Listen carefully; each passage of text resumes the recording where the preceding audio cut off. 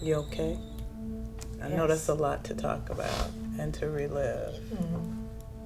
It We can is. stop. We can stop. We can cut. Just need a tissue. Yeah, Cut. tissue.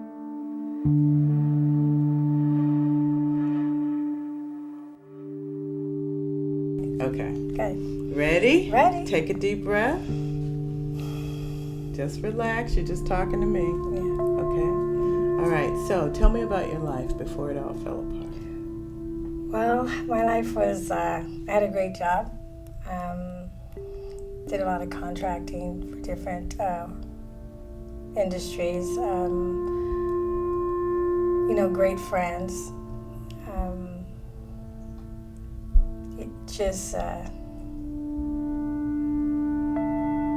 Just living life, just enjoying life, do the best if I can. And what did you love about your life before? Wow, I just love the freedom and that I had, and just waking up every morning knowing that, I knew what I was going to be doing each day. Waking up,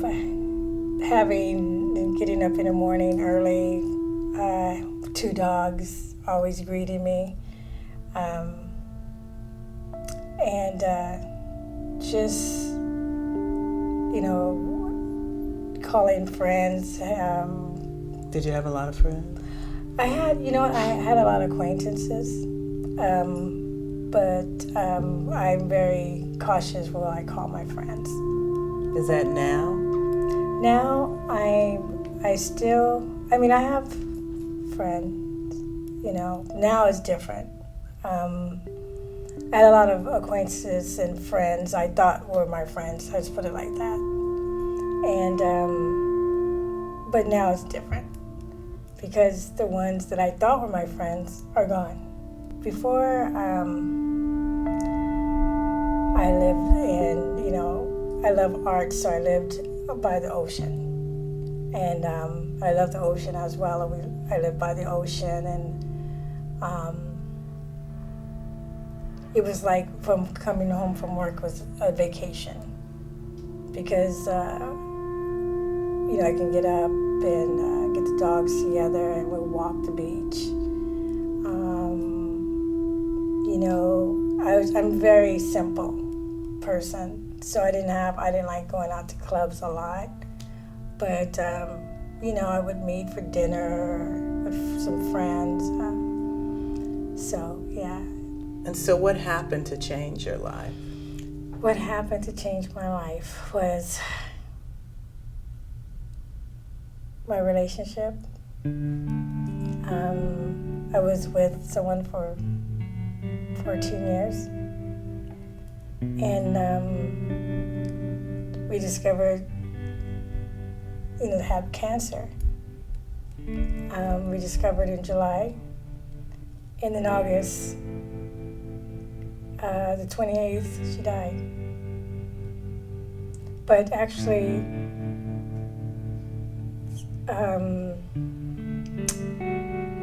it was the 23rd of August. My love was sitting in the room, and we were talking, and I noticed that,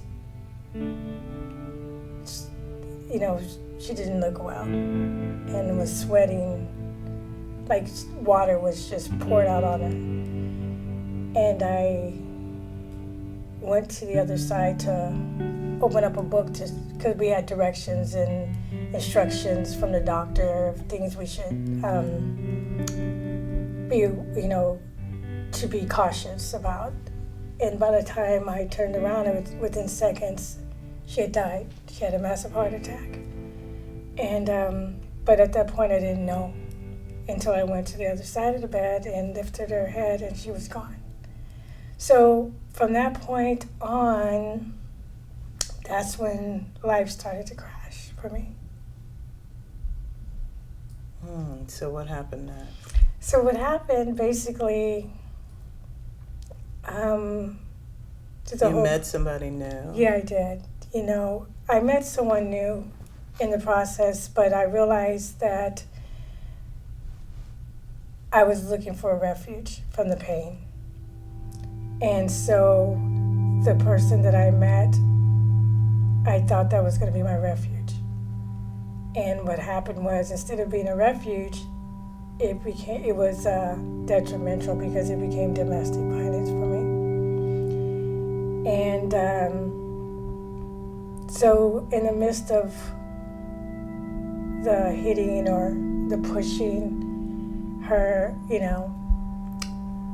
I was already dead on the inside, so I didn't feel anything. And so that was it. That was the last abuse. She hit me. I fell out the door.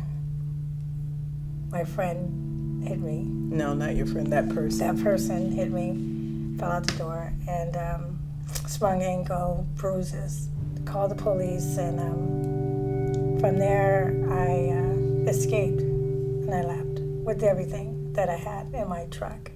And how did it feel when that first night you were in that shelter?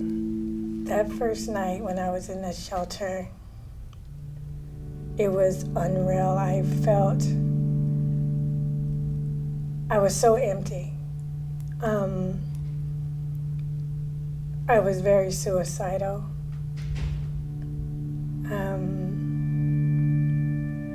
And it was just like a nightmare. I couldn't believe that my life ended like that.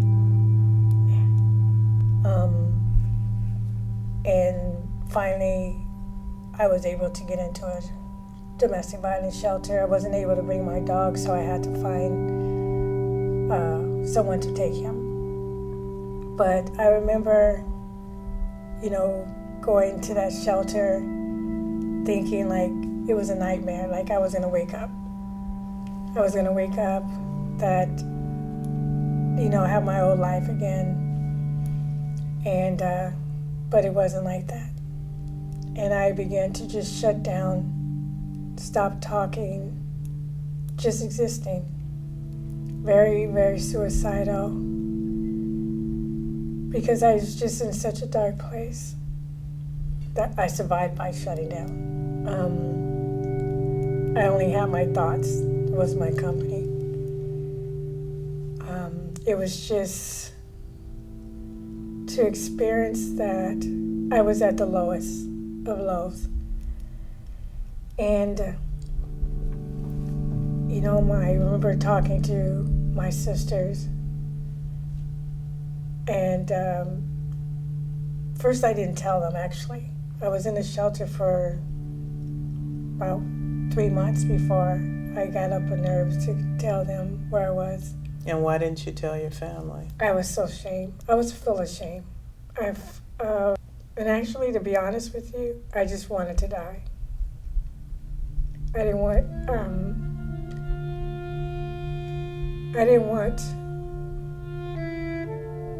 any help. The most common way that people that I've been working on Skid Row probably like 8 years now, and the most common way people describe how they feel is dead but still walking around. Right, and that's exactly how I felt. Dead but yet still walking around. Everything I felt just stripped away, was gone. And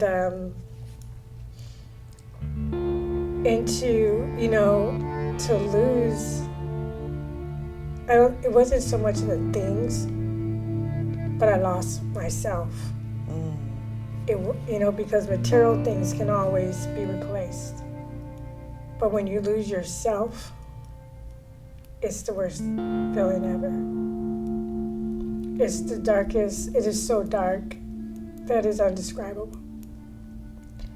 So I just stopped speaking. I didn't realize I was angry, but I was angry. I was angry at my partner because we were together for 14 years. And when your other half died? And when my other half died, I lost myself.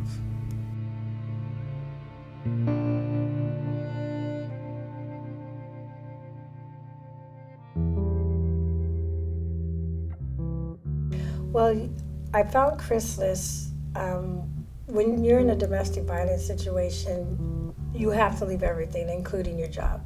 Regardless if you've been on there for 20 years, 5 years, you have to leave everything to escape for your life. So part of the domestic violence program, I needed employment. So I came to Chrysalis. And so my employment specialist at the time, Nick, he was telling me about, a program, which is Urban Possibilities. And he wanted me to get into this writing program. And at first I was like hesitant because I had other plans. And my plans, I had planned to go home and end my life that night. But I came to the empowerment writing class. I was extremely nervous because one, I did not want to talk.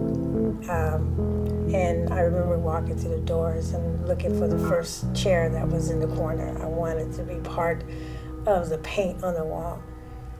And, but I realized that's where my walls began to come down because, you were speaking about, purpose and destiny, and that we weren't here by chance. Well, you're not here by accident. By accident, yes, ma'am. By accident. And that was the first night of things began to change in me. I got hope. Hope was restored. And I remember I felt like this light was coming back. So it was empowering to hear my voice again. Is to restore not only my voice, but to restore myself again. It was the greatest present ever. We had to work on my voice, the tone, the volume.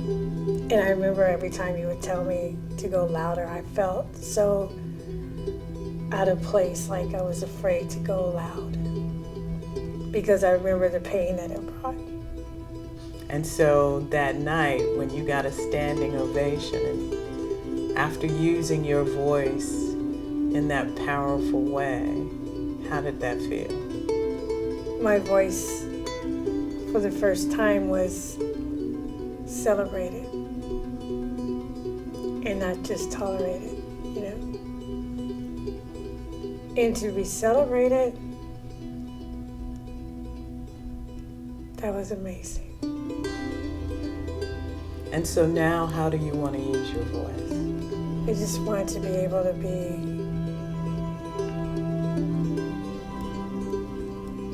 a voice for those who can't speak.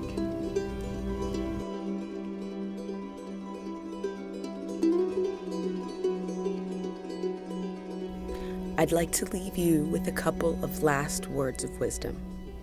Oh, and in case you don't know who I am or what I look like, my name is forgotten. Remember me? Let me reintroduce myself. I'm the one that you've stepped over 24 hours a day, 365 days a year. I lay in the middle of your train stations, your dark alleys, your parks, your streets. I sleep in cargo boxes. I'm the one that points towards the sky.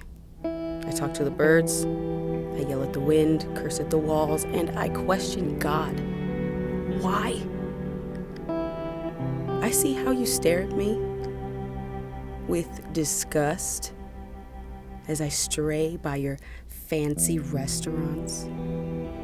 I see how you look at me.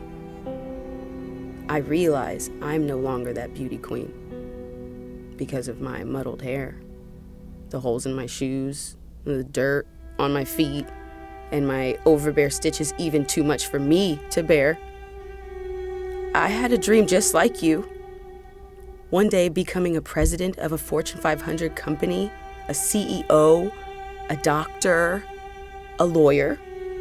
I attended Harvard, Princeton, Stanford, Morehouse. I was voted valedictorian, the one most likely to succeed. But the cares of this world and its disappointments, it took a toll on me. I used to be invited to your Thanksgiving dinners. We held hands. We brought bread. We gave thanks.